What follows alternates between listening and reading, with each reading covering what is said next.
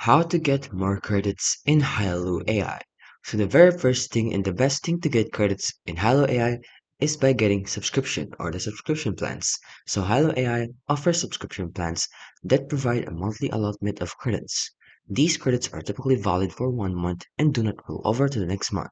Subscribing to a plan removes the watermarks, increases the number of tasks in queue, and allows for simultaneous tasks. For example, a $10 per month plan provides at least 1,000 credits per month, and the specific benefits and credit amounts may vary depending on the chosen plan.